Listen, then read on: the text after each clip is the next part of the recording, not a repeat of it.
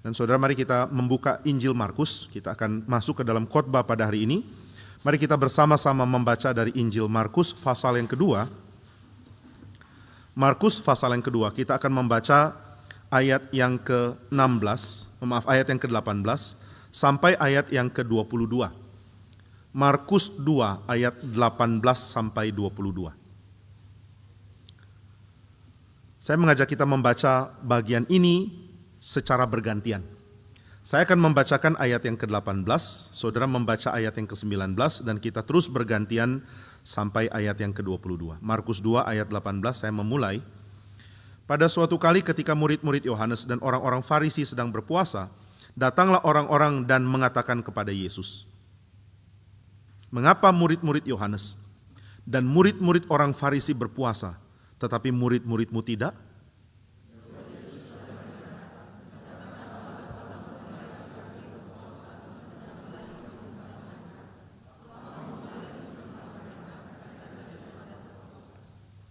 Tetapi waktunya akan datang, mempelai itu diambil dari mereka, dan pada waktu itulah mereka akan berpuasa.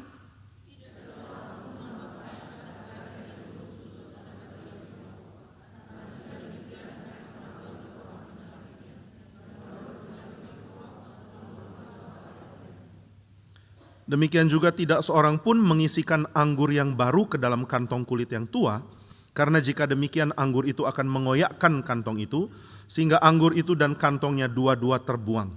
Tetapi anggur yang baru hendaknya disimpan dalam kantong yang baru pula. Mari saudara kita berdoa.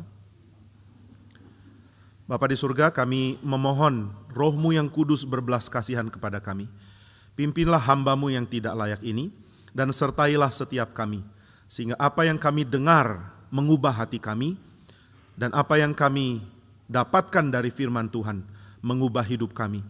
Sehingga baik hati kami maupun hidup kami makin sinkron dengan kehendak Tuhan.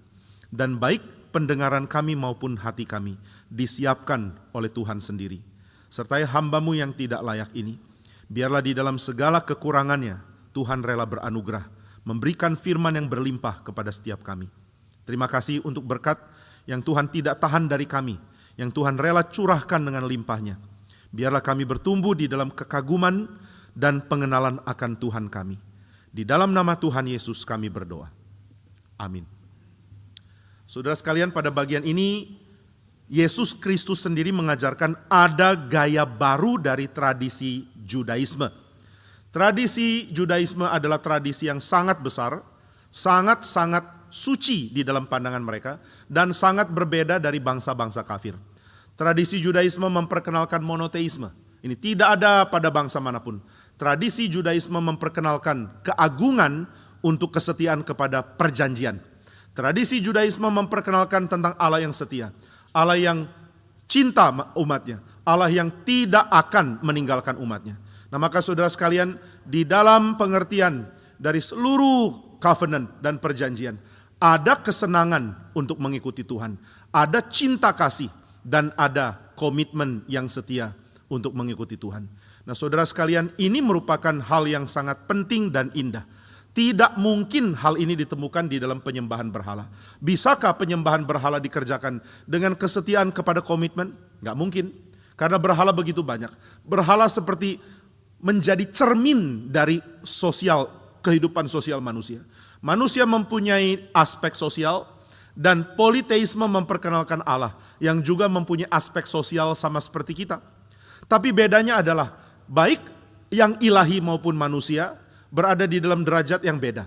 Sehingga Allah ketika berkomunitas, para dewa-dewa berkomunitas, mereka berada di dalam kondisi community yang beda dengan manusia.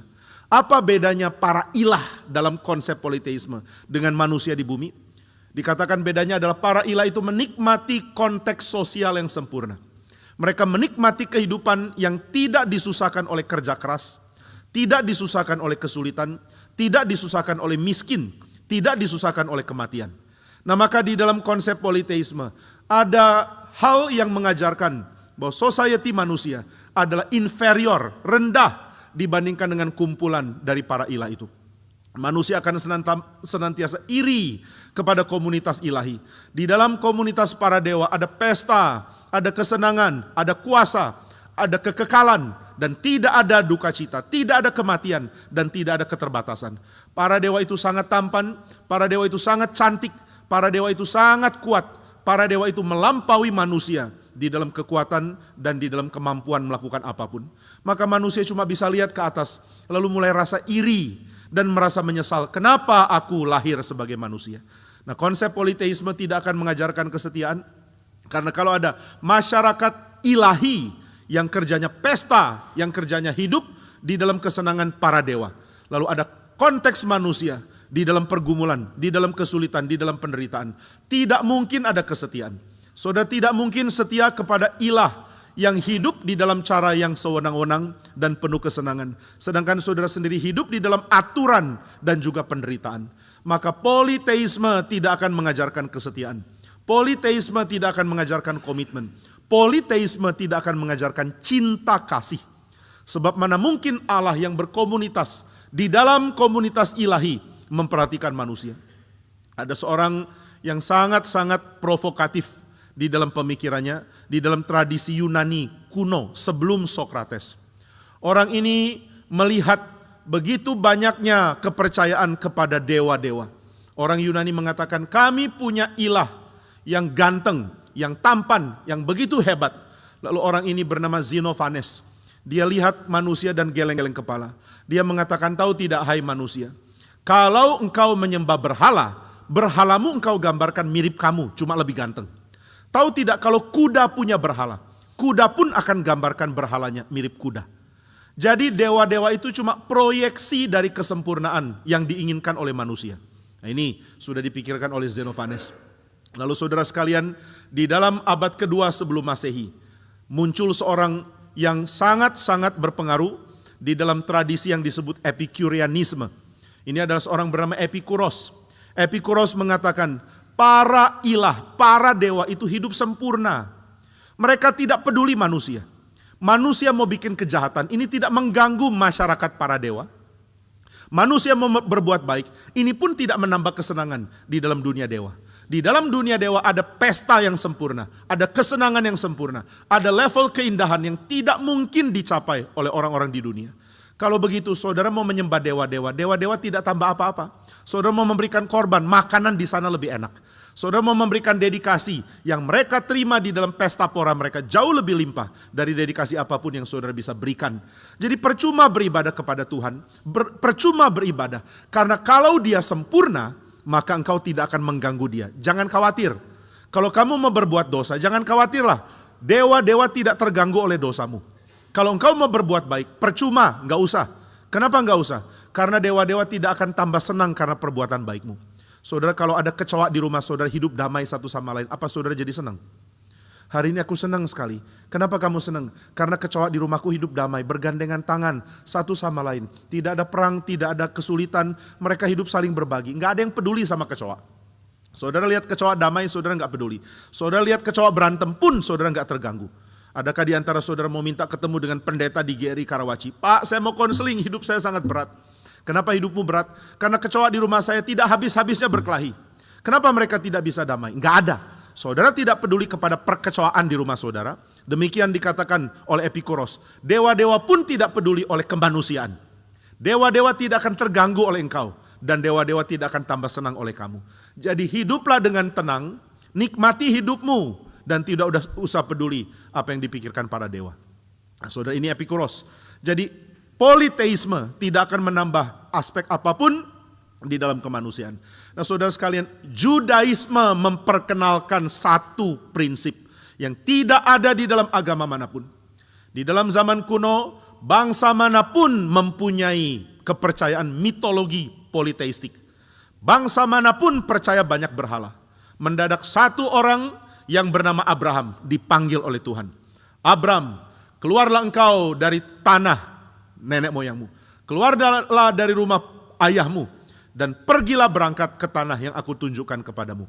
Inilah pertama kalinya politeisme inilah pertama kalinya monoteisme diperkenalkan di dalam sejarah manusia. Saudara sekalian, tentu dalam sejarah manusia Adam adalah orang pertama yang mengerti yang mengerti monoteisme. Tetapi setelah manusia jatuh dalam dosa, Abraham adalah orang pertama yang Tuhan panggil keluar dari tradisi politeisme. Lalu Tuhan memperkenalkan, mari beribadah kepada Tuhan. Nah saudara sekalian, sebelum Abraham tidak ada kesimpulan ataupun juga warisan dari tradisi monoteisme yang tadinya sudah ada di dalam Adam, Set, dan keturunan dari orang-orang yang kudus. Orang-orang yang kudus ini akhirnya hilang ketika semua manusia menjadi jahat dan akhirnya manusia kehilangan sense dan pengenalan akan Allah yang sejati. Nah maka di zaman Abraham semua menyembah berhala, termasuk Abraham, termasuk keluarganya Abraham. Hanya segelintir orang, tapi tidak ada umatnya. Hanya segelintir orang yang percaya kepada Allah yang sejati. Salah satu contohnya adalah Melkisedek. Dia percaya kepada Allah. Dia tahu ada Allah monoteistik, Allah satu-satunya yang esa, yang tidak boleh disamakan dengan apapun. Dialah satu-satunya yang harus disembah. Nah ini diketahui oleh Melkisedek, tetapi Abraham adalah orang yang tadinya menyembah berhala. Di dalam perkataan Yosua waktu dia berpisah dengan rakyat, dia mengatakan nenek moyangmu adalah penyembah berhala. Namun Tuhan panggil nenek moyangmu yaitu Abraham untuk mengenal dia. Jadi saudara sekalian, begitu Abraham dipanggil oleh Tuhan, langsung konsep politeismenya hancur dan dia ganti dengan monoteisme. Percaya hanya kepada Tuhan. Inilah sebabnya Abraham disebut bapa orang beriman. Saudara, Abraham bukan hanya percaya yang Tuhan katakan, tapi Abraham merubah worldview yang dia miliki. Dia mengubah konsep politeistik yang tadinya dia anut, langsung dihilangkan. Dan dia sekarang beriman kepada Allah yang esa.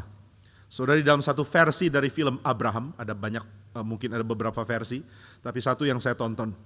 Dikatakan Abraham mendengar suara Tuhan. Lalu dia dengar suara Tuhan, tadinya dia begitu bingung. Dia mulai bingung dengan semua barang sembahan dari orang tuanya. Semua dewa-dewa yang merupakan buatan tangan manusia harus disembah. Abraham mulai merasa goncang. Nah ini tafsiran film ya, ini gak ada di Alkitab.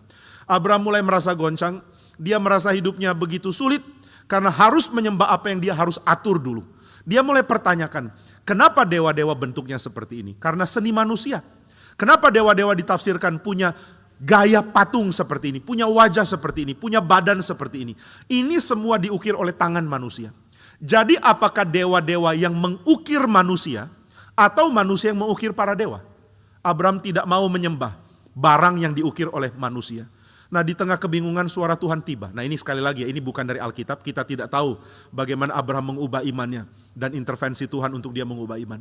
Tapi ini tafsiran yang dipikirkan di dalam tradisi perfilman mengenai cerita kitab suci. Abraham akhirnya mendengar suara Tuhan. Pergilah, tinggalkan rumah, tinggalkan tanah airmu. Lalu pergi ke tempat yang akan aku tuju. Abraham langsung ikut. Dia langsung ubah agamanya. Dia langsung ubah cara pandangnya. Dia langsung ubah objek sembahannya. Tadinya dia menyembah berhala, sekarang dia hanya mau menyembah Allah yang sejati. Allah satu-satunya, Allah yang tidak tergantikan oleh apapun. Nah maka Allah menyatakan kesetiaannya kepada Abraham. Allah berjanji kepada Abraham, engkau akan melihat aku jadi perisaimu. Ini kata Allah. Engkau akan menyaksikan akulah perisaimu, hai Abraham. Saudara, bisakah kepercayaan politeistik menerima kalimat ini? Kalau ada satu dewa mengatakan aku adalah perisaimu, saudara mengatakan aku perisaimu, tapi dewa lain bisa ganggu saya. Dewa itu enggak kompak. Kalau aku dilindungi oleh dewa gunung, nanti dewa laut yang akan hantam aku. Saudara, ketika seorang bernama Odysseus, dia berlayar melawan perintah para dewa. Akhirnya dia dibikin tersesat di laut, tidak bisa pulang dan mengalami kesulitan yang sangat besar, tidak bisa mendarat. Dia terkatung-katung di laut, tapi ada Dewi Athena tolong dia. Dewi Athena menjadi guide, menjadi penolong. Dewi Athena kadang menghantam kuasa dari dewa laut yang mau menghancurkan Odysseus. Ini sesuatu yang aneh. Saya dilindungi oleh Dewi Athena, tapi saya dimusuhi oleh Neptune. Saya dimusuhi oleh Poseidon. Saya dimusuhi oleh dewa laut. Kalau begitu dewa saling berantem dan saya menjadi korban di tengah-tengah. Maka kalau saudara mempercayai politeisme, enggak ada gunanya ada satu dewa mengatakan akulah perisaimu. Tapi kalau engkau percaya Allah yang sejati, lalu Allah yang sejati itu mengatakan akulah perisaimu, saudara akan mengalami ketenangan yang besar. Karena ini adalah Allah satu-satunya dan tidak ada yang seperti dia dan dia melindungi saya. Nah jadi saudara, kesetiaan dan kenikmatan menikmati cinta kasih hanya mungkin didapatkan dari penyembahan kepada Allah yang esa. Itu sebabnya politeisme merusak kebudayaan. Politeisme mengembangkan kebudayaan agung tapi yang bersifat opresif. Tidak mungkin ada penghargaan kepada sesama manusia selama agama yang dianut adalah politeistik. Nah saudara sekalian, kalimat ini sangat benar. Tapi ada kalimat yang juga benar di dalam tradisi yang lebih baru. Yaitu Allah yang monoteistik juga adalah Allah yang trinitarian. Allah yang sejati adalah Allah Tritunggal. Mengapa Allah Tritunggal? Karena manusia berkomunitas. Politeisme tidak bisa menggambarkan komunitas yang sempurna. Tapi Allah Tritunggal bisa menggambarkan komunitas yang sempurna. Ada Bapa, ada Sang Putra, ada Sang Roh Kudus. Sang Bapa, Sang Putra, Sang Roh Kudus. 3 pribadi namun satu substansi. Inilah akar dari kesepakatan sosial. Inilah akar dari kedamaian yang mungkin dicapai di dalam kehidupan sosial manusia. Maka saudara, monoteisme belum cukup. Seorang bernama Agustinus di abad keempat mengatakan monoteisme tidak cukup. Karena monoteisme akan menekankan kuasa sebelum menekankan cinta kasih. Sebab Allah yang satu tapi tidak Tritunggal. Dia harus mencipta dulu pribadi di luar dirinya, baru dia bisa mencintai. Sedangkan Allah yang Tritunggal adalah kasih terlebih dahulu, baru kuasa. Allah Tritunggal mengasihi karena ada 3 pribadi saling mengasihi. Allah Tritunggal punya kuasa mencipta, tapi kuasa mencipta adalah secondary, kedua setelah cinta kasih. Kuasa nomor 2, cinta kasih nomor 1. Itulah Allah Tritunggal. Tapi Allah yang Esa, kuasa lebih dulu, baru cinta kasih menyusul setelah kuasa. Maka Allah yang Esa, tapi tidak Tritunggal, sulit untuk menjadikan komunitas yang saling menghargai. Hanya percaya kepada Allah Tritunggal, baru bisa ada komunitas yang saling menghargai. Nah saudara, Tuhan belum mengekspresikan dirinya sebagai Allah yang Tritunggal kepada Israel secara eksplisit. Seperti pernyataan di dalam Injil misalnya.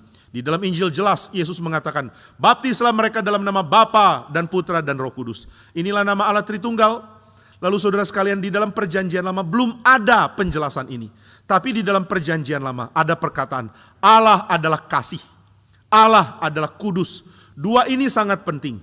Allah adalah kudus. Nah Allah adalah kasih. Banyak diekspos di perjanjian baru dan konsepnya dibuat di perjanjian lama. Allah adalah kasih, bukan baru di perjanjian baru dipahami. Di dalam perjanjian lama dipahami ketika Allah memperkenalkan diri kepada Musa. Tuhan, Tuhan, penuh kasih setia dan kebenaran. Penuh dengan emet dan chesed. Penuh dengan emet dan chesed. Ini artinya adalah Allah yang cinta kasihnya diekspresikan dengan kesetiaan dan dengan keadilan atau kebenaran. Ini adalah berbicara tentang Allah yang cinta adanya. Allah adalah kasih. Lalu yang kedua, Allah adalah suci. Apa itu suci? Suci berarti tiap pribadi Tritunggal mendedikasikan diri kepada pribadi yang lain. Saudara, kekudusan tidak bisa dilakukan kalau Allah cuma satu. Allah harus lebih dari satu pribadi untuk bisa kudus. Karena kudus berarti saya menarik diri dari yang lain dan mendedikasikan diri kepada yang satu. Ketika orang menikah, dia menarik diri dari yang lain, lalu dia mendedikasikan diri kepada yang satu. Nah kalau kita suci, kita menarik diri dari cemarnya dunia, dan kita mendedikasikan diri kepada Tuhan. Nah kalau Allah itu suci, dia menarik diri dari apa? Lalu mendedikasikan diri kepada apa? Dia menarik diri dari yang lain, dan dia mengkonsentrasikan diri kepada pribadi yang lain di dalam Tritunggalnya Allah. Maka di perjanjian lama tidak mungkin mengenal Allah itu kudus. Kecuali kita juga mengakui bahwa Allah adalah Tritunggal, lebih dari satu pribadi di dalam substansinya. Nah itu sebabnya kalau saya percaya Allah yang Esa tapi tidak Tritunggal, sulit bagi saya untuk mengerti komunitas yang adil, benar, menghargai, mengasihani, dan memberikan belas kasihan. Itu sebabnya Judaisme tidak mengerti Tritunggal, mempunyai society yang sulit damai, terus ribut, terus perang. Demikian juga Islam tidak mengerti Tritunggal, mengalami kesulitan di dalam society. Tidak mungkin damai kalau mau penuhi ajaran di dalam tradisi Islam. Nah itu sebabnya ketika kita melihat kepada Tuhan, kita menyadari ada satu fakta yang sangat penting. Kalau Allah yang sejati memperkenalkan diri, barulah saya lepas dari semua kekacauan di dalam masyarakat karena saya menyembah ilah yang salah. Nah maka saudara, Abraham adalah orang pertama dari tengah-tengah dunia yang semuanya menyembah berhala. Dia satu-satunya melawan seluruh dunia. Dia satu-satunya di tengah-tengah di tengah-tengah keseragaman dari seluruh dunia. Seluruh dunia politeistik, Abraham monoteistik. Nah maka Abraham menyembah Tuhan, dan dari Abraham ada tradisi penyembahan yang konsisten dengan konsep covenant, yaitu perjanjian, yang konsisten dengan konsep kesetiaan, yang konsisten dengan konsep dedikasi dan kekudusan. Maka Tuhan memanggil Abraham. Lalu Tuhan mengatakan, aku akan membuat keturunanmu jadi bangsa yang besar. Dari Abraham muncullah Ishak, dan Ishak dipilih bukan karena pernikahan Abraham dengan Hagar. Ishak dipilih ketika Abraham dan Sarah sudah tidak mampu mempunyai anak. Pada waktu itu Tuhan hadir di tengah-tengah kemah Abraham, lalu mengatakan, tahun depan kau akan gendong anak. Sarah ketawa, Abraham juga ketawa. Tuhan tegur Sarah, mengapa engkau tertawa? Tapi heran, Tuhan gak tegur Abraham. Saudara kalau baca di dalam kitab suci Kejadian ya, Abraham, Ishak dan Yakub gak pernah ditegur oleh Tuhan. Nah kita bisa berspekulasi kenapa. Tapi gak pernah ada kalimat teguran Tuhan langsung. Memang ada hukuman Tuhan, tapi teguran langsung itu seperti tidak ada. Nah ini jadi sesuatu yang kita bisa selidiki tapi belum ada kesimpulan mengapa. Dan sekarang juga saya belum mau simpulkan. Ini untuk bahan lain kali aja. Nah jadi saudara sekalian, Abraham tertawa, Sarah tertawa. Mana mungkin punya anak tahun depan. Abraham tahun depan sudah 100 dan Sarah tahun depan sudah 80 lebih. Jadi 2 orang sudah sangat tua. Mana mungkin bisa mempunyai seorang anak. Ini di luar kebiasaan, ini di luar kemungkinan. Tapi justru di sini Tuhan mau mengatakan, anak yang aku anugerahkan adalah anak di dalam mujizatnya Tuhan. Tuhan memberikan anak kepada Abraham dan Sarah di dalam pengertian yang bersifat mujizat. Nah setelah Ishak lahir, Ishak akhirnya bertumbuh besar. Ishak menikah dengan Ribka. Kemudian Ribka mengandung dan mempunyai 2 anak dalam kandungannya. 2 anak ini saling tolak menolak. Nah saudara, ini adalah omen, pertanda di dalam tradisi Timur Dekat kuno. Kalau ada anak kembar saling tolak menolak, saling berkelahi dalam perut, ini tandanya keluarga dari papa yang memiliki anak ini akan pecah. Keluarganya akan ribut, akan terjadi perpecahan besar karena satu dengan lain akan saling konflik dan perang terus menerus. Nah ini dipercaya sebagai tanda. Jadi saudara, wajar sekali kalau Ribka begitu stres, tertekan. Anak dalam kandungan saya ribut terus satu dengan lain. Tidak bisa damai. Bagaimana ini? Dia tanya ke Tuhan. Dia berharap Tuhan mengatakan, aku akan damaikan keduanya. Ternyata tidak. Tuhan mengatakan, saya akan pilih yang bungsu, dan yang bungsu akan menang bergumul melawan yang sulung. Waduh, Ribka dengar ini dia langsung percaya. Dia langsung tunggu. Begitu anak lahir, dia lihat siapa yang nomor 2. Ternyata yang nomor 2 adalah Yakub. Esau keluar lebih dulu dan badannya penuh dengan rambut merah. Kemudian setelah itu Yakub memegang heel dari Esau. Kemudian ketahuan Esau yang sulung, Yakub yang nomor 2. Maka Ribka sayang kepada Yakub. Karena Tuhan sudah bilang yang bungsu akan menang. Yang bungsu akan lebih kuat. Yang bungsu akan melanjutkan nama dari Tuhan lewat Abraham dan Ishak. Tapi Ishak ini sudah dengar mungkin dari Ribka. Saya percaya Ribka kasih tahu ya. Tuhan bilang loh, yang sulung akan jadi hamba, yang bungsu akan jadi budak. Tapi Ishak gak terlalu suka. Kenapa? Karena yang lebih pintar masak daging buruan itu Esau. Esau pergi ambil rusa, berburu, kemudian pulang mengatakan kepada papanya, ada buruan yang baru. Lalu papanya makan, wah enaknya bukan main. Sedangkan Yakub bikin telur pun gosong. Nah ini spekulasi saya, nggak ada di Alkitab. Jadi Ishak tidak terlalu cocok dengan Yakub, tapi dia cocok sekali dengan Esau. Tetapi Tuhan punya rencana, harus Yakub. Yakub bukan orang baik, Yakub bukan orang yang suci. Dia orang yang juga licik. Meskipun demikian dia dihargai karena dia melihat sesuatu yang panjang. Dia tidak menyukai kesenangan sementara. Dia menginginkan berkat yang panjang. Dia menginginkan berkat yang nanti, bukan yang sekarang. Sekarang sengsara gak apa-apa. Yang penting nanti aku mendapatkan sukacita. Sekarang saya kehilangan mangkok yang berisi kacang merah. Gak apa-apa. Yang penting nanti aku jadi orang sulung yang mewarisi nama Tuhan lewat papa saya. Nah ini dimiliki oleh Yakub. Nah saudara, maka Yakub adalah seorang yang dipilih oleh Tuhan. Kalau Ishak dipilih oleh Tuhan di dalam cara yang mujizat. Abraham dan Sarah sudah tua tapi Tuhan izinkan ada Ishak. Maka Yakub dipilih oleh Tuhan di dalam opsi yang ada. Aku memilih aku memilih Yakub bukan Esau. Esau saya tidak pilih, Yakub saya pilih. Di dalam kata-kata literal dikatakan, Yakub saya cintai tetapi Esau aku benci. Nah saudara, cinta dan benci ini adalah perbandingan ya. Bukan Tuhan mendadak benci Esau, tapi yang dimaksudkan adalah aku mencintai Yakub lebih dari Esau. Tapi kata lebih dari Esau ini tidak dikenal di dalam tata bahasa Ibrani. Maka kalau mengatakan lebih dari, orang akan mengatakan cinta benci. Jadi cinta benci bukan berarti satu dicintai, satu dibenci. Kalau saya punya dua kertas di sini. Ada satu warta, ada satu brosur. Saya lebih suka warta ini daripada brosur. Maka saya akan mengatakan saya cinta warta ini dan saya benci brosur ini. Lalu saudara tanya, kenapa Bapak benci brosur ini? Bukan benci, cuma saya cinta yang ini, saya benci yang ini. Lah, Bapak bilang benci loh. Iya, tapi di dalam tata bahasa Yahudi, tata bahasa Ibrani. Yang saya maksud adalah saya mau pilih yang ini, bukan yang ini. Saya suka yang ini. I love this more than this. Saya suka ini lebih dari ini. Jadi Tuhan tidak tanpa alasan membenci Esau. Meskipun saudara bisa berargumen, semua manusia sudah jatuh dalam dosa lah, Tuhan bisa benci semuanya. Benar, tapi di dalam kitab suci, Tuhan tidak pernah mengekspresikan kebencian tanpa alasan. Kalau Esau tidak melakukan apa-apa, Tuhan tidak mendadak mengatakan, saya benci kamu. Nah jadi saudara, ini sesuatu harus kita pahami. Kenapa Tuhan pilih Yakub? Karena Tuhan mau menyatakan dia berhak memilih. Dia berhak memilih bangsa pilihannya. Israel adalah bangsa pilihannya. Dan nanti dari tengah Israel, Tuhan akan pilih para saksi untuk membuat ada umat pilihan dari bangsa-bangsa lain. Jadi pemilihan Yakub menunjukkan bahwa Tuhan mau ada bangsa yang setia kepada dia. Dan bangsa yang setia kepada dia dipanggil oleh karena pilihan Tuhan. Bukan oleh karena sesuatu yang jadi jasa dari umat itu sendiri. Nah itu sebabnya Yakub dipilih. Dan setelah itu Yakub menjadi Israel.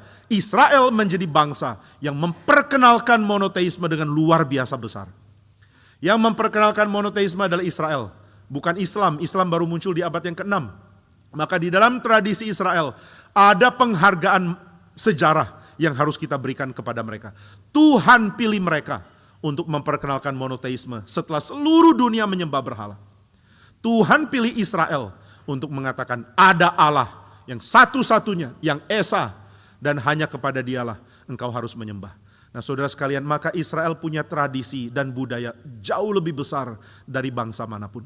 Kalau saudara bangga kepada tradisi dan budaya saudara, harap ingat tradisi dan budaya saudara tidak memberikan sumbangsi radikal untuk pengertian agama.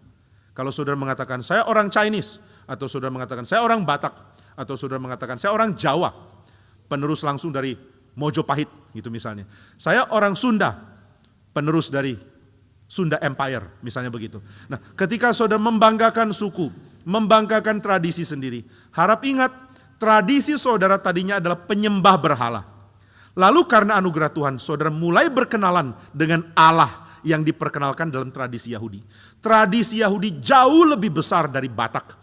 Jauh lebih besar dari Chinese, jauh lebih besar dari tradisi Euro-Asia, jauh lebih besar dari tradisi manapun karena aspek ini. Saya tidak mengatakan pengaruh mereka lebih besar, mungkin pengaruh mereka tidak sebesar itu di dalam aspek teknologi atau aspek kebudayaan yang kelihatan. Tapi dalam hal agama, mereka punya sumbangsi yang luar biasa besar. Maka dari tradisi Yahudi muncul monoteisme. Dari tradisi monoteisme muncul peribadatan yang berbeda dari peribadatan berhala manapun. Tradisi Israel mempunyai peribadatan yang unik. Mereka ada korban, tapi korban ini bukan untuk makanan para dewa. Ini aneh sekali ya. Jika engkau mempersembahkan korbanmu, jangan mempersembahkan di tempat lain. Harus di mezbah yang aku tunjuk. Jadi ada mezbah. Lalu korban dikorbankan di mezbah. Apa artinya? Artinya adalah ini bukan untuk makan. Korban yang dikorbankan di mezbah. Mezbah itu di depan ruang masuk dari bait suci. Korban yang dikorbankan di mezbah artinya adalah sebelum kau mampu masuk ke hadapan Tuhan, harus ada korban yang mati lebih dulu. Kalau tidak ada korban yang mati lebih dulu, engkau masuk di hadapan Tuhan, engkaulah yang mati. Nah ini konsep gak ada di dalam agama manapun, yaitu konsep penebusan, dan yang menebus adalah Tuhan sendiri. Nah maka Tuhan adalah penebus, ini dipahami oleh orang Israel. Tuhan adalah Tuhan yang esa, ini juga dipahami dari orang Israel. Tuhan adalah Tuhan yang mencintai dengan perjanjian yang setia. Ini pun dari Israel. Tuhan adalah Tuhan yang harus disembah dengan kesucian. Ini pun dari Israel. Tidak boleh ada yang cemar masuk. Tidak ada penyembahan sambil bersetubuh. Nah di dalam penyembahan dari dewa-dewa kesuburan di tempat lain, kadang-kadang imam perempuan yang ada di kuil disetubuhi oleh orang laki-laki yang mau beribadah di kuil itu. Tapi di dalam tradisi Israel tidak ada kecemaran, tidak ada dosa. Mereka harus menyembah Tuhan di dalam kekudusan. Nah maka saudara sekalian, ada kekhususan di dalam tradisi Israel yang merombak konsep beragama di dalam sejarah manusia. Maka kalau dipikir-pikir ya wajar ya kalau pemimpin Yahudi begitu sombong dengan budaya mereka. Dan ketika mereka kembali dari pembuangan, yaitu di dalam tradisi Second Temple, bait suci yang kedua, yaitu bait suci yang didirikan oleh Zerubabel dan juga oleh Ezra. Nah ketika Second Temple Judaism, ketika bait suci yang kedua ini berdiri, maka Israel mulai menambahkan tafsiran-tafsiran berlebihan atas kitab suci. Misalnya, di dalam kitab suci dikatakan, waktu 1 hari engkau harus berpuasa. Jadi Tuhan mewajibkan ada puasa 1 hari. Kapan puasa itu? Yaitu ketika hari the day of the atonement, hari penebusan. Waktu itu imam akan menyembelih seekor kambing, lalu akan melepaskan 1 ekor kambing bernama Azazel di dalam padang gurun. Lalu setelah itu imam akan mempersembahkan korban, mengambil darahnya. Lalu dia akan masuk dengan pakaian kerjanya ke ruang mahasuci, lalu menciprat darah ke benda-benda di ruang mahasuci. Setelah itu dia keluar, dia ganti pakaiannya dengan pakaian lenan, pakaian hamba. Dia copot jubahnya dan pakai pakaian untuk melayani. Lalu dia akan keluar dan memberkati rakyat. Nah, inilah the day of the atonement. Inilah hari yang diwajibkan oleh Tuhan untuk orang Israel berpuasa. Tapi saudara sekalian, di dalam Second Temple Tradition, orang Farisi mengatakan 1 minggu mesti 2 kali puasa. Hari Senin dan hari Kamis. 2 hari untuk berpuasa. Nah, maka mereka berpuasa 2 hari. Dan mereka terus berpuasa karena mengatakan, inilah yang Tuhan tuntut dari kita orang Israel, supaya kita tidak dibuang lagi. Nah, jadi puasa menjadi semacam tradisi yang ditambahkan. Dan tradisi ini adalah tradisi hermeneutics, tradisi penafsiran, bukan tradisi perjanjian lama. Jadi banyak tradisi yang Tuhan Yesus kritik, itu bukan tradisi PL. Tuhan Yesus tidak mengkritik tradisi PL. Tuhan Yesus mengkritik tradisi penafsiran PL di dalam budaya Second Temple, di dalam budaya bait suci yang kedua. Nah, ini perlu kita ingat loh. Kalau tidak, kita berpikir Tuhan Yesus mengatakan perjanjian baru lebih baik daripada perjanjian lama. Dan ini gak benar. Saudara, ada seorang bernama Herman Bavinck. Dia mengajar tentang satu ajaran bidat yang namanya adalah Marcionisme, Marcionism. Ini adalah ajaran yang dipengaruhi atau disebarkan oleh seorang bishop namanya Marcion. Nah, siapakah Marcion ini? Marcion adalah seorang pengajar yang baca kitab suci lalu mulai rasa, kok Allah di perjanjian lama beda ya dengan Allah perjanjian baru? Nah, ini kadang-kadang kita juga rasa begitu ya. Di perjanjian lama Allahnya sepertinya kejam dan keras. Di perjanjian baru kok enggak? Rupanya belum sampai Wahyu bacanya. Kalau saudara baca Wahyu, saudara lihat Allah adalah Allah yang sama kerasnya di perjanjian lama maupun perjanjian baru. Tapi Marcion salah baca. Dia mengatakan, nah di sini ada perbedaan. Allah PL kayaknya lain dengan Allah PB. Di dalam perjanjian lama ada Yahweh yang kejam, yang keras, yang menuntut ibadah, yang menuntut ada liturgi, yang menuntut ada korban. Tapi di perjanjian baru ada the Father, Sang Bapa. Siapa Sang Bapa ini? Menurut Marcion, Sang Bapa ini masuk ke dalam dunia, menyingkirkan Yahweh dari perjanjian lama. Lalu Bapa yang baik ini mengutus Yesus Kristus menjadi penebus. Dan Yesus Kristus mengajarkan kasih bukan upacara, kasih bukan liturgi, kasih bukan segala macam ibadah yang rumit. Kasih lebih penting dari apapun. Nah, ini pemahaman Marcion. Akhirnya Marcion mengajarkan ajarannya dan ajarannya diputuskan bidat oleh gereja. Karena kalau kita baca dengan teliti, Yesus Kristus menyatakan diri sebagai Allah yang sama dengan Allah perjanjian lama. Sang Bapa dinyatakan oleh Kristus sebagai Allah yang juga disembah oleh Israel. Jadi tidak ada perbedaan, tidak ada bedanya. Perjanjian lama dan perjanjian baru itu satu di dalam story. Kalau saudara melihat perjanjian baru sebagai kesimpulan, saudara harus melihat perjanjian lama sebagai awalan. Kalau saudara melihat perjanjian baru sebagai garis finish, saudara harus melihat perjanjian lama sebagai garis start dan juga garis perjalanan menuju kepada finish. Nah, itu sebabnya membedakan Alkitab seperti ini adalah bidat. Nah, maka Herman Bavinck mengingatkan, kita pasti tidak setuju Marcion. Kita pasti tidak terima ajaran dia. Tapi yang bahaya di dalam kekristenan adalah kita terima versi yang ringan dari Marcion. Versi mild dari Marcion. Bagaimana versi mild dari Marcion itu diterima? Bavinck mengatakan misalnya, saudara mulai meremehkan aturan-aturan di dalam perjanjian lama, dan saudara membaca perjanjian baru sebagai antitesis dari aturan-aturan Taurat di dalam perjanjian lama. Benturan antara Taurat dan Injil adalah Marcionisme versi mild. Adalah versi ajaran Marcion tapi yang ringan. Belum bidat sih, tapi ada potensi jadi bidat. Maka Bavinck mengingatkan, kita ini orang Kristen potensial jadi bidat. Waduh, ngeri ya. Di sini ada beberapa jemaat semua potensial jadi bidat. Apalagi yang ngajar sekolah minggu, potensi jadi bidat. Tapi potensi ini bisa dicegah dengan pembacaan yang setia kepada kitab suci. Baca Alkitab dengan setia. Nah, maka Tuhan mengkritik budaya Yahudi yang menafsirkan PL dengan cara yang tidak sesuai dengan kehendak Tuhan. Di dalam kehendak Tuhan, seluruh kitab suci bergantung pada dua, yaitu cintailah Tuhan Allahmu dan cintailah sesamamu. Seluruh kitab suci mengekspresikan dua hal ini. Jadi hal yang paling penting adalah cinta kasih, tapi cinta kasih tidak bisa diekspresikan sesuka kita. Kita mesti mengekspresikan cinta kasih di dalam cara yang Tuhan mau. Nah saudara, kalau mengekspresikan cinta kasih dengan cara yang kita mau, itu enggak benar. Bayangkan ya, kalau saya sangat suka arloji, lalu istri saya ulang tahun, saya belikan dia arloji, padahal dia enggak suka arloji. Saya belikan, istriku selamat ulang tahun, silakan pakai arloji ini. Dia bilang, saya kurang suka, arlojinya juga terlalu besar dan berat. Lalu saya bilang, iya ya, terlalu besar dan berat, cocoknya kayaknya di tangan saya. Coba saya pakai, oh iya loh cocok, ya sudah saya pakaikan untuk kamu ya. Ini bukan ekspresi cinta, ini ekspresi ego yang menyamar di dalam cinta kasih. Maka saudara, kedok cinta kasih itu gampang ditunjukkan. Tapi di baliknya ada apa, itu belum tentu bisa ditunjukkan, belum tentu bisa tulus. Nah maka saudara sekalian, Taurat diberikan supaya ekspresi cinta kepada Tuhan dan ekspresi cinta kepada sesama mempunyai jalur yang benar yang diaturkan oleh Tuhan. Jadi saudara, tidak ada aturan yang tidak ada makna dan tidak ada aturan yang tidak bermuara pada cintailah Tuhan dan cintailah sesama. Nah, itu sebabnya mari baca kitab suci dengan cara yang benar seperti ini. Tuhan Yesus kritik budaya Yahudi karena budaya Yahudi menafsirkan perjanjian lama dengan cara yang lebih bersifat self-centered, lebih untuk pertunjukan kesalehan. Kenapa engkau puasa? Karena saya lebih saleh dari yang lain. Kenapa engkau berdoa bisa berjam-jam? Karena aku lebih suci dari yang lain.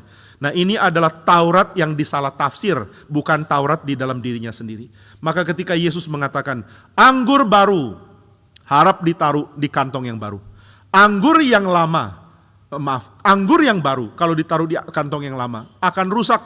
Saudara, kantong anggur kalau sudah berumur sudah lama, akan makin lama makin tipis. Sudah tipis, saudara taruh anggur yang baru, dia akan pecah dan akhirnya semuanya terbuang. Nah maka di dalam kondisi anggur yang baru, dengan kemungkinan untuk adanya lebih masuk ke dalam periode menjadi perubahan dari segala yang bersifat gula menjadi alkohol. Itu akan membutuhkan tempat yang lebih kuat untuk menahan segala proses ini. Begitu kantong yang lama diisi anggur yang baru, dia tidak kuat untuk menahan segala proses ini dan dia akan pecah. Tuhan Yesus mengatakan, jangan taruh anggur yang baru di kantong yang lama. Artinya apa? Jangan pahami kehadiran Kristus lewat kantong yang lama. Kantong yang lama itu apa? Bukan perjanjian lama. Kantong yang lama yang dimaksud adalah tafsiran atas perjanjian lama yang berakar dari orang Yahudi. Jadi Kristus mengatakan tradisi penafsiran orang Yahudi itu kantong yang lama. Lalu kita perlu apa dong? Kamu perlu kantong yang baru. Apa itu kantong yang baru? Penafsiran yang baru yang bersifat kristologis. Nah ini sangat penting. Menafsirkan perjanjian lama bermuara pada Kristus. Inilah yang Tuhan mau ajarkan. Nah maka saudara sekalian, Tuhan mengatakan yang lama jangan dicampur dengan yang baru. Yaitu tradisimu tidak kompatibel untuk menampung yang baru. Saudara sekalian, perjanjian lama sangat kompatibel untuk menampung Kristus. Tetapi tradisi Yahudi tidak. Martin Luther mengatakan perjanjian lama itu bagaikan kain yang membungkus Yesus Kristus di dalam palungan. Yesus Kristus lahir, setelah itu dibungkus dengan kain lampin. Setelah itu dibaringkan di dalam palungan. Nah kain lampin ini adalah perjanjian lama, kata Luther.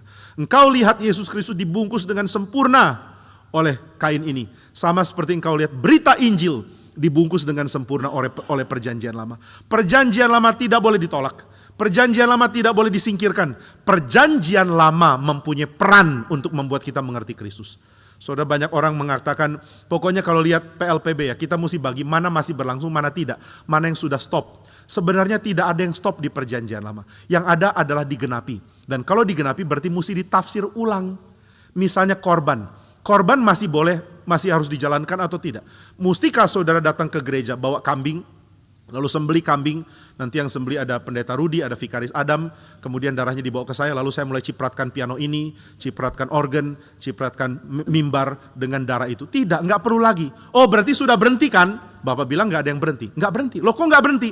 Tapi ditafsirkan kristologis.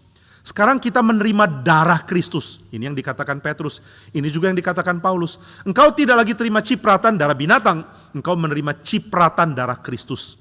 Melalui pengudusan, melalui pertobatan.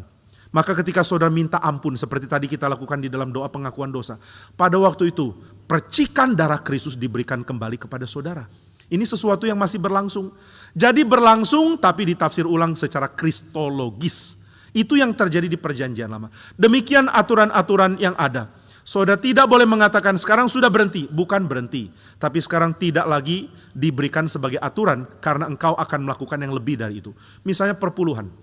Banyak orang mengatakan perpuluhan sudah nggak berlaku. Nah ini pola pikir lama ya, berlaku nggak berlaku. Yang PL masih berlaku mana, sudah nggak berlaku mana. Dan ini pilihannya selalu arbitrer. Yang masih berlaku yang cocok-cocok sama kita. Yang tidak berlaku yang sudah kita tidak cocok lagi. Banyak orang marah sama saya karena saya mengatakan yang tidak beri perpuluhan dilakukan dosa besar. Ada yang marah, Bapak berani bilang itu dosa besar. Kenapa? Saya bilang Maleaki bilang begitu. Di dalam Maleaki dikatakan kamu akan dapat kesulitan seluruh bangsa. Ditutup berkatnya oleh Tuhan. Saudara, Tuhan gak pernah tutup seluruh bangsa dapat berkat, kecuali itu dosa besar. Kalau dosa kecil-kecil Tuhan tidak akan lakukan kutuk kepada seluruh bangsa. Seluruh Israel dapat kekeringan. Kenapa bisa dapat kekeringan? Karena dosa besar. Waktu Mesir menghancurkan umat Tuhan, tidak izinkan mereka pergi keluar, Tuhan kutuk mereka, seluruh bangsa kena. Ini karena mereka lakukan dosa yang besar. Nah maka saudara, Tuhan mengatakan lewat Maleaki, tahu tidak kenapa kamu tidak diberkati? Aku menutup hasil dari tanahmu. Seluruh bangsa kena tulah. Karena engkau tidak memperhatikan rumahku. Engkau tidak memberikan perpuluhanmu. Nah ini harusnya dipahami sebagai peringatan dari Tuhan. Tapi ketika saya mengatakan begitu ada yang marah-marah. Masa perpuluhan masih wajib? Perpuluhan tidak wajib. Lalu saya balas tanya. Kalau perpuluhan tidak wajib berarti bagaimana tentang persembahan? Sekarang di perjanjian baru gak wajib. Bebas, terserah, free. Jadi engkau bisa lakukan semaumu. Dan orang yang sudah mengenal Tuhan Yesus akan beri lebih daripada perpuluhan. Nah itu argumennya. Jadi setelah cinta Tuhan Yesus akan beri lebih dari perpuluhan. Oh, akan beri lebih dari perpuluhan. Iya, kalau gitu kenapa engkau marah waktu disyaratkan perpuluhan? Saya gak ngerti loh. Saudara bisa ikuti argumennya. Kalau saya tanya sama saudara, bolehkah engkau ikut seminar bayar 20.000? Saudara bilang, kenapa diwajibkan bayar 20.000? Saya tanya balik, memang kamu gak rela bayar? Rela, 50.000 pun rela.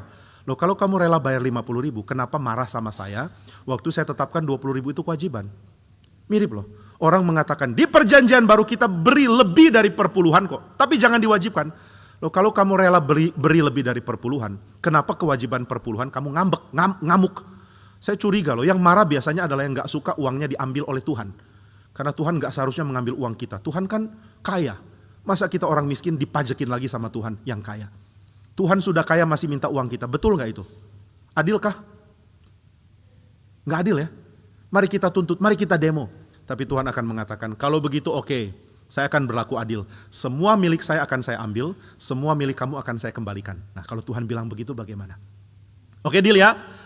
Kamu bilang kalau aku ambil perpuluhan aku curi uangmu, gak adil. Oke, kalau gitu mari kita bikin perjanjian, kita deal. Semua milik kamu tidak akan saya ganggu, tapi tolong jangan ganggu yang milik saya. Maka Tuhan akan mulai ambil yang milik dia dari kehidupan saudara. Wah ini ngeri ya. Sehat saudara milik siapa? Milik Tuhan. Tuhan mulai ambil. Sehatmu milikku loh. Aku yang anugerahkan. Aku ambil ya. Kok gitu Tuhan? Kan udah deal. Aku gak pungut perpuluhan tapi apa yang jadi milikku aku ambil dari kamu. Maka Tuhan mulai ambil kesehatan saudara. Kemampuan saudara kerja Tuhan ambil. Kemampuan saudara menghasilkan uang Tuhan ambil. Mendadak saudara miskin melarat. Lalu saudara tanya, Tuhan kok begini banget? Tuhan balikan tanya, mending mana? Perpuluhan atau yang ini? Saudara akan bilang, per 20 juga oke lah Tuhan. Daripada seperti ini. Saudara, perpuluhan itu milik Tuhan, bukan milikmu. Ini termasuk untuk saya. Pendeta pun harus beri perpuluhan. Kalau saya tidak beri perpuluhan, saya harap bendahara yang bocorkan ke jemaat. Ini Jimmy Pardede gak pernah kasih perpuluhan. Langsung bocorkan, saya rela kok. Kalau saya tidak berikan perpuluhan, biar jemaat yang tegur saya. Tapi saya gak pernah memberi perpuluhan. Saya tidak pernah, baik di dalam keadaan sulit maupun di dalam keadaan limpah. Banyak orang sulit berani beri perpuluhan. Begitu uangnya sudah banyak, hitung perpuluhan kok gede amat ya. Gajiku tambah banyak, perpuluhan juga tambah banyak. Kayaknya gereja Karawaci gak perlu uang sebanyak ini. Kan Pak Jimmy menghemat untuk biaya gereja. Jadi sudahlah perpuluhan gak usah. Nah ini jahatnya kita. Maka ketika saya mengatakan perpuluhan wajib, banyak yang ngamuk. Orang pelit ngamuk, yang gak pelit gak ngamuk. Lalu pertanyaan, mana di perjanjian baru mengatakan itu masih wajib? Saudara, apa yang sudah dikatakan di perjanjian lama tidak dibatalkan. Kecuali ada penggenapan. Nah apa sih penggenapan perpuluhan? Saya nggak ngerti. Di mana perpuluhan digenapi? Perpuluhan masih wajib, tapi di dalam perjanjian baru tidak pernah ada perintah mengatakan wajib perpuluhan, karena diasumsikan orang-orang di perjanjian baru akan memberikan perpuluhan dengan rela. Nah ini yang Tuhan mau. Yang tadinya kewajiban sekarang jadi kerelaan. Tapi kewajiban tidak ditarik oleh Tuhan. Kewajiban tetap kewajiban, namun sekarang engkau mengerjakannya dengan kerelaan. Nah itu aja bedanya. Saudara, saya tanya ya, kalau orang sudah menikah, wajibkah dia mencintai istrinya? Wajib gak? Wajib. Kalau saudara menikah, saudara ingin cinta istrimu gak? Aduh, pendiam sekali jemaat Karawaci. Ya sudah, saya tanya kepada Pak Adi aja deh. Pak Adi, apakah engkau mencintai istrimu? Dia ada sih ya, makanya jawabnya agak tertekan. Oh enggak. Apakah ada kewajiban engkau mencintai istrimu? Tapi apakah engkau melakukannya karena kewajiban? Enggak juga. Enggak diwajibkan pun saya mau sayang istri saya, gitu kira-kira ya. Enggak diwajibkan pun saya akan beri perpuluhan. Ya kalau diwajibkan ya sudah, saya beri perpuluhan. Nah itu yang dimaksudkan. Jadi jangan singkirkan perjanjian lama sesuka hati, arbitrer. Pokoknya yang lama berlalu, yang baru sekarang aku peluk. Kayak lagu Pak Tong ya. Yang lama berlalu, kini datang yang baru. Perpuluhan itu yang lama, gitu ya. Enggak loh, enggak begitu cara memahami kitab suci. Maka Tuhan Yesus tidak pernah mengatakan PL tidak berlaku, sekarang masuk di dalam PB. Bukan. Yang Yesus katakan adalah tafsiranmu terhadap PL tidak kompatibel dengan kehadiran Mesias. Maka saudara, sudahkah kita punya tafsiran akan PL yang kompatibel dengan kehadiran Mesias? Nah ini Tuhan Yesus mau menegur tentang perpuasaan. Apa sih aturan puasa? Ada dua kelompok. Kelompok pertama adalah orang Farisi. Nah orang Farisi sebenarnya tidak mengajarkan puasa, tapi mereka meneladankan. Orang Farisi itu enggak mengajarkan, harus puasa seminggu 2 kali. Mereka membanggakan. Jadi mereka mungkin dalam diskusi dengan orang lain tanya, kamu tahu apa itu puasa? Lalu orang lain mengatakan puasa, yang enggak makan itu ya? Iya. Pernahkah engkau berpuasa? Kalau kamu, aku 1 minggu 2 kali berpuasa. Kalau saudara lakukannya intermittent fasting. Saya 1 minggu 2 kali puasa. Hari Senin, hari Kamis 2 kali. Waktu mereka membanggakan seperti itu, seluruh rakyat jadi minder. Hebat ya orang Farisi. Mereka memang pemimpin bangsa yang top. Mereka puasa 1 minggu 2 kali. Maka pelan-pelan ada orang yang mau tiru-tiru. Ikut-ikutan tradisi Farisi. Berpuasa 1 minggu 2 kali. Tujuannya apa? Tujuannya adalah untuk menunjukkan saya lebih saleh dari yang lain. Aku mampu loh, yang lain gak mampu. Yang lain kurang mampu menahan diri, saya mampu. Nah jadi ini adalah tradisi Farisi. Tapi ada yang kedua yaitu tradisi Yohanes Pembaptis. Yohanes Pembaptis mengajarkan murid-murid berpuasa. Kenapa? Karena Yohanes Pembaptis percaya bahwa mereka masih berada dalam pembuangan sebelum Mesias datang. Jadi Yohanes percaya sebelum Mesias datang kita ini umat yang kasihan. Umat yang sangat-sangat terkurung. Umat yang tidak bebas. Di dalam penderitaan akan ada keinginan untuk puasa. Nah saudara, puasa di dalam perjanjian lama cuma diperintahkan 1 hari. Yaitu the day of the atonement. Tapi kadang-kadang orang Israel berpuasa ketika mereka mau meratap. Ketika mereka sedih hatinya. Mereka tidak ingin makan. Mereka menemukan ada sesuatu yang kami ingin lebih daripada makanan. Dan inilah alasan mereka berpuasa. Jadi Tuhan tidak perintahkan untuk puasa model ini. Tapi orang dengan otomatis melakukannya. Nah saudara, ada orang ya ketika patah hati gak mau makan. Ini puasa yang kurang suci. Tapi mirip-mirip. Kenapa gak mau makan? Gak selera. Kenapa gak selera? Dia yang kucintai, mencintai orang lain. Aduh kasihan ya. Jadi apa yang kamu mau? Ya sudah, aku mau memperbaiki hatiku, aku perlu waktu. Perlu waktu berapa lama? 2 abad boleh gak? Wah 2 abad kelamaan, harus pulih lagi. Pak Tong pernah bilang kalau putus cinta jangan gila tapi lagi. Udah cari yang lain. Nah maka kalau sudah patah hati bagaimana? Sudah gak mau makan, sudah tidak selera, sudah tidak ingin apa-apa. Hati terlalu sedih. Nah saudara bayangkan ketika orang menginginkan berkat Tuhan dan Tuhan belum beri. Ketika orang mengatakan Tuhan, Israel adalah umatmu yang sangat besar. Yang punya pengaruh begitu besar di dalam sejarah agama. Kenapa engkau buang kami? Mulai ada orang-orang meratap. Dan ketika mereka meratap, mereka pakai baju ratapan. Baju yang jelek. Kemudian mereka taruh abu di kepala mereka. Mereka ingin jadi sama seperti mayat tapi masih hidup. Mereka tidak merasa ada kesenangan apa-apa lagi. Segala kesenangan yang tadinya mereka kejar hilang. Kenapa hilang? Karena Tuhan tidak bersama kami. Kalau Tuhan tidak bersama kami, kami akan berduka cita. Maka Yohanes mengajarkan murid-muridnya untuk puasa. Bukan karena mereka mau ikuti aturan puasa Farisi. Tapi karena mereka sedang bersedih. Mereka meratap. Mereka mengatakan, Tuhan kami merindukan berkat-Mu. Nah saudara, ini sesuatu yang perlu dilakukan. Di dalam kepanitiaan GRI Karawaci, kalau ada event-event penting terutama penginjilan seperti KKR regional ataupun nanti TKN, biasanya panitia akan mengarahkan orang untuk berpuasa. Jemaat juga diajak. Kenapa berpuasa? Di dalam kondisi saudara meratap, menginginkan Tuhan memberi berkat. Saudara seperti tidak ingat lagi untuk makan. Setelah itu di dalam kondisi lemah, saudara akan berdoa. Nah mungkin cara kita agak beda ya, karena sudah puasa, udah gak kuat, gak bisa doa, jadi makan dulu baru doa. Harusnya doa dulu baru makan. Jadi kita berdoa di dalam kelemahan, di dalam tidak berdayaan. Mengatakan, Tuhan, jika Engkau meninggalkan kami, kami berada dalam keadaan tidak berdaya. Kami mengalami kondisi hancur. Nah ini yang diajarkan Yohanes kepada murid-murid. Jadi dua-dua ada puasa. Orang Farisi dan pengaruhnya. Dan Yohanes Pembaptis dan orang-orang yang dia pengaruhi. Nah kedua golongan ini sangat berpengaruh di dalam rakyat banyak. Waktu rakyat banyak lihat Yesus dan murid-murid, mereka heran. Kenapa ya dalam seminggu mereka tidak 2 kali berpuasa. Dan di dalam 1 bulan tidak ada momen mereka berpuasa. Akhirnya orang tanya Yesus, mengapa Yohanes Pembaptis mengajarkan murid-murid puasa? Lalu orang Farisi mengajarkan murid-murid puasa. Tapi engkau tidak mengajarkan puasa. Nah Yesus ini dicurigai banyak hal ya. Orang Farisi mengatakan dia anak haram. Orang-orang pemimpin agama mengatakan dia ini adalah kerasukan roh jahat. Dan orang banyak mengatakan dia ini adalah pelahap dan suka berkumpul dengan pendosa. Suka pesta dan kumpul-kumpul dengan pemungut cukai. Hobinya makan terus, gak ada puasa-puasanya. Maka murid-murid, orang-orang tanya, mengapa engkau tidak menyuruh muridmu puasa? Yesus Kristus mengatakan kalimat yang mengembalikan seluruh tradisi kembali ke Alkitab. Yesus mengatakan, jika mempelai laki-laki ada di dalam ruangan, lalu semua teman-teman yang atur pesta ada bersama dengan dia, pantaskah kalau teman-teman pengantin itu berpuasa?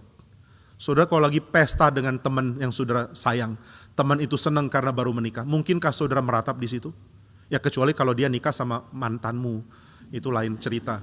Tapi kalau saudara teman baik dia, lalu dia baru menikah, saudara akan bersenang bersama dengan dia. Dan adalah penghinaan jika saudara justru menunjukkan ekspresi sedih.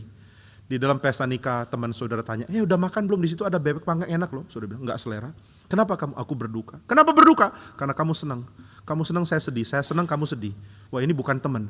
Nah maka saudara tidak pantas untuk berduka di dalam sebuah pesta. Apalagi kalau itu pesta orang penting. Nah ini satu tradisi penting di dalam Israel. Yang datang ke pesta harus ikut segala kesenangannya. Yang datang ke pesta tapi nggak ikut kesenangannya itu seperti party crasher gitu ya. Yang lain lagi senang-senang, dia cemberut sendiri. Nah maka ini sesuatu yang tidak pantas. Yesus mengatakan, pantaskah kalau mempelai laki-laki ada, lalu sahabat-sahabat dari mempelai laki-laki itu berduka. Yesus sedang berbicara bahwa dia adalah sumber sukacita. Kalau dia sumber sukacita, masa orang-orang yang menantikan dia berduka cita? Dialah sumber sukacita. Oh kalau begitu puasa sudah dibatalkan. Yesus mengatakan tidak. Akan ada momen mereka akan berpuasa. Nah ini pengertiannya indah sekali. Kapan momen mereka berpuasa? Kalau sang pengantin itu diambil dari mereka. Kapan Yesus diambil dari mereka? Di dalam peristiwa penyaliban. Dan sudah tahu ya, penyaliban adalah kesempurnaan dari the day of the atonement. Tuhan memerintahkan kepada orang Israel, waktu the day of the atonement, kamu puasa 1 hari. Dan Yesus mengatakan mereka akan puasa 1 hari. Kapan? Waktu aku diambil dari mereka. Waktu pengantin laki-laki diambil dari mereka. Pada hari itu mereka akan puasa. Yesus mengembalikan tafsiran kepada perjanjian lama. Yesus memunculkan kembali the day of the atonement. Yesus seolah mengatakan, sudahlah kamu dikacaukan dengan segala macam prinsip. Dan prinsip yang kacaukan kamu itu bukan prinsip yang penting. Mari kembali kepada tafsiran utama. Mari kembali kepada the day of the atonement. Tahukah engkau kenapa aku hadir? Untuk menyempurnakan the day of the atonement. Akulah penebus. Dan tahukah engkau kenapa aku menebus? Supaya pengantin laki-laki mempunyai sahabat-sahabat dan bersuka cita di dalam pernikahannya dengan gereja Tuhan. Jadi Tuhan menginginkan orang-orang Kristen yang cinta Tuhan bersuka cita. Namun ada hari di mana kita mengingat the day of the atonement, yaitu hari penebusan. Waktu itu kita akan berpuasa. Nah maka saudara, orang Kristen kadang punya tradisi kebiasaan berpuasa mendekat Jumat Agung atau hari Sabtu. Meratapi kematian Kristus. Ini sesuatu yang dilakukan gereja berdasarkan apa yang Yesus ingatkan di sini. Ayo ingat lagi, bukankah puasa yang diperintahkan itu adalah dalam the day of the atonement? Dan ini yang akan terjadi. Murid-muridku akan berpuasa ketika aku diambil dari mereka. Maka saudara, puasa pada hari the day of the atonement ini punya makna yang lain. Kalau di dalam tradisi Farisi, puasa itu untuk ekspresi rohani, menunjukkan level ketaatan kepada Tuhan, menunjukkan level kemampuan mengikuti perintah Tuhan. Maka tradisi Yohanes Pembaptis mengekspresikan ratapan karena Tuhan meninggalkan. Tapi di dalam tradisi The Day of the Atonement yang disempurnakan oleh kematian Kristus, ada tradisi baru, yaitu menangisi efek dosa. Saudara dan saya berdosa dan lihat efeknya. Saudara, banyak efek dari orang berdosa. Efek dari orang yang tidak menahan diri. Orang tidak setia di dalam pernikahan, efeknya adalah seluruh keluarga hancur. Orang tidak setia di dalam mengekang diri, efeknya adalah seluruh sosial hancur. Pemerintah tidak berkuasa menahan diri, efeknya adalah budaya akan hancur. Di dalam buku The City of God oleh Agustinus mengingatkan bahwa kerusakan pemimpin yang gila kesenangan itu berakibat pada musnahnya kebudayaan, bukan cuma rusaknya bangsa. Saudara mesti baik-baik doakan bangsa ini. Kalau pemimpin kita hobi kesenangan, lalu tidak mempedulikan bangsanya, kerusakannya akan terjadi bergenerasi-generasi. Bergenerasi-generasi, bukan cuma satu generasi. Maka saudara lihat ya, orang-orang yang jadi pemimpin daerah, sibuk korupsi, sibuk memperkaya diri, menjadi bupati yang terkaya, menjadi gubernur yang terkaya, yang bisa foya-foya. Dia sedang menghancurkan daerahnya di dalam years to come, di dalam generasi demi generasi yang akan datang. Agustinus sudah ingatkan, tradisi Persia yang besar, kerajaan kekaisaran Persia yang besar, hancur karena kaisar-kaisar Persia, raja-raja Persia yang hobi pesta. Ada satu kali peristiwa di dalam sebuah istana raja Persia, di mana di dalamnya itu ada ratusan budak pembersih, ratusan cleaning service, baik dari dalam istana maupun outsource gitu ya. Kenapa ada banyak pembersih, ratusan pembersih? Karena setiap hari di tempat itu ada pesta mabuk-mabukan dan muntah. Muntah karena kelebihan makan enak, muntah karena mabuk, muntah karena bersenang-senang. Tiap hari mereka pesta, tiap hari orang berbeda datang, petinggi-petinggi dan pemimpin-pemimpin, pesta mabuk-mabukan, muntah, makan sebanyak-banyaknya lalu muntah di dalam istana. Lalu pembersih ini langsung bersihkan supaya siap untuk pesta kedua. Agustinus mengatakan setelah itu kerajaan Persia hancur, nggak mungkin bertahan. Nah, Agustinus tulis City of God karena banyak orang mengatakan Roma hancur karena Kristen. Agustinus bilang tidak, Roma hancur karena pemimpinnya gila pesta, gila bersenang-senang. Nah saudara, terutama anak-anak muda ya, jangan biasakan hidupmu diisi hanya senang-senang. Saudara akan membinasakan keturunanmu. Saudara akan membinasakan anak-anak dan keturunanmu. Jangan cuma tahu senang-senang, belajarlah bertanggung jawab. Belajar mengerjakan pekerjaanmu dengan beres. Saudara, ada seorang bernama Charles Spurgeon, setiap pelayanan dia selalu dihantui dengan penyakit depresi yang dialami. Dia mengalami depresi yang kadang-kadang berat, tapi dia tidak pernah gagal mengkhotbahkan khotbah yang baik. Kenapa ya? Dalam kondisi depresi dia bisa mengkhotbahkan khotbah yang tetap baik, konsisten, persiapan dengan sungguh-sungguh, khotbah dengan sangat baik. Jawabannya adalah karena dia terbiasa untuk disiplin. Dia tidak berpikir hanya untuk kesenangan, dia pikir bagaimana bekerja. Dan orang di dalam kesulitan apapun, di dalam mentalitas terbiasa mengerjakan pekerjaan, dia tetap akan mengerjakan pekerjaannya dengan tanggung jawab. Maka saudara, mari pelajari hal ini baik-baik. Agustinus sudah memberikan peringatan, jika pemimpin cuma tahu bersenang-senang, generasi demi generasi di bawahnya akan hancur. Dan saudara sekalian, ketika kesenangan, lalu pencarian kesenangan ini terjadi, orang cuma tahu foya-foya, bersenang-senang, maka kerajaannya akan hancur, akan disingkirkan, akan menjadi masa lalu yang buruk, yang tidak akan diingat lagi. Nah itu sebabnya, ketika sebuah bangsa memimpikan, mau punya kondisi baik, mau punya kondisi yang sehat, mau punya kondisi yang agung, dia harus ingat peringatan seperti ini. Jika kesenangan menghantui kamu, lalu pemimpin-pemimpin cuma tahu bersenang-senang, maka kerajaan itu akan hancur, akan musnah, dan akan hilang. Itu sebabnya di dalam kesadaran akan parahnya kondisi manusia, kita mulai berpikir, kalau begitu dosa ada konsekuensi. Tindakan dosa ada konsekuensi. Nah kalau begitu, apa sih konsekuensi dari dosa saya? Dosa yang sudah saya lakukan. Konsekuensinya bukan cuma masyarakat rusak, bukan cuma keluarga rusak, bukan cuma bangsa rusak, tapi Kristus rusak. Tuhan pun rusak. Ini tentu kita pahami di dalam konsep salib. Bukan berarti Tuhan rusak lalu kesempurnaannya hilang. Tapi yang mau dinyatakan adalah the day of the atonement, hari penebusan, membuat kita sadar dosaku menyebabkan ada kehancuran yang bersifat kosmik efeknya, yang bersifat menyeluruh. Nah kita selalu berpikir dosa kita itu efeknya adalah minor, efeknya terseklusi, terfokus kepada hidup kita. Kalau aku mencuri nanti aku yang kena, aku yang dirugikan, aku yang dipenjara, aku yang tanggung akibatnya. Enggak ada. Dosa tidak pernah bersifat individual, dosa selalu bersifat komunal. Yang mendorong saudara berdosa ada aspek komunitasnya. Dan yang rusak karena saudara berdosa juga ada aspek komunitasnya. Pemimpin berdosa, generasi demi generasi rusak. Kepala keluarga berdosa, keluarga, anak, cucu rusak. Satu orang berdosa, orang-orang di sekelilingnya akan terpengaruh dan kena.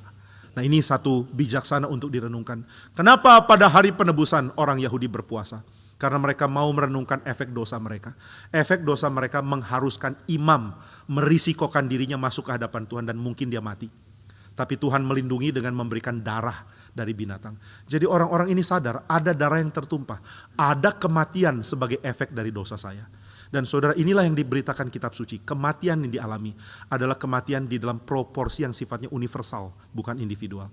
Karena yang mati adalah pribadi kedua dari Tritunggal menurut natur manusianya. Pribadi kedua dari Tritunggal mati. Ini sesuatu yang terjadi pada hari penebusan. Itu sebabnya Yesus mengatakan mereka akan berpuasa, tapi bukan untuk cara orang Farisi. Membanggakan kemampuan berpuasa. Mereka juga berpuasa bukan karena sedih Tuhan tinggalkan. Mereka akan berpuasa karena merenungkan efek yang merusak dari dosa manusia. Dosa saudara menyebabkan pribadi kedua dari Tritunggal dipaku di atas kayu salib. Biarlah ini yang menjadi perenungan kita juga. Maka saudara, kantong yang baru, yaitu tafsiran kristologis atas perjanjian lama. Inilah yang akan menampung berita Injil dengan sempurna. Inilah yang akan menjelaskan mengapa kita berpuasa pada waktu Yesus Kristus dimatikan di atas kayu salib. Biar kita ingat, aku berbuat salah, namun seluruh alam semesta menanggung. Aku berbuat salah, dan pribadi Allah Tritunggal menanggung. Seorang bernama Jürgen Moltmann mengatakan salib bukan hanya inti dari kehidupan Kristus. Ini perkataan dia berani sekali ya. Salib bukan hanya inti dari kehidupan Kristus. Salib adalah inti dari kehidupan Trinitarian God. Jadi kehidupan Allah Tritunggal kita intinya adalah salib. Kenapa ya Tuhan meletakkan salib di dalam inti dari relasi Tritunggal? Kenapa Tuhan meletakkan salib sebagai inti dari ketritunggalan Allah? Jawabannya adalah karena efek dosa manusia. Nah, biarlah kita menyadari berapa merusaknya dosa, merenungkannya, berpuasa karenanya, dan bertobat dari dosa. Kiranya Tuhan memimpin kita, mari kita berdoa. Ya Bapa di surga, kami mohon supaya Tuhan menolong kami mengerti bagaimana anggur yang baru itu dimasukkan di dalam kantong yang baru. Biarlah kami memasukkan Kristus dan segala keindahannya di dalam penafsiran yang benar akan perjanjian lama. Sehingga kami tidak terombang-ambing dan terkatung-katung oleh pengajaran yang memisahkan antara PL dan PB. Kami mohon berkat-Mu untuk kami. Kami mohon penyertaan-Mu untuk kami. Kiranya Tuhan yang berbelas kasihan dan melayakkan kami untuk hidup dengan pengertian yang benar. Pengertian yang ditopang oleh firman-Mu. Pengertian yang menggerakkan kami untuk hidup bagi Tuhan. Di dalam nama Tuhan Yesus kami berdoa. Amin.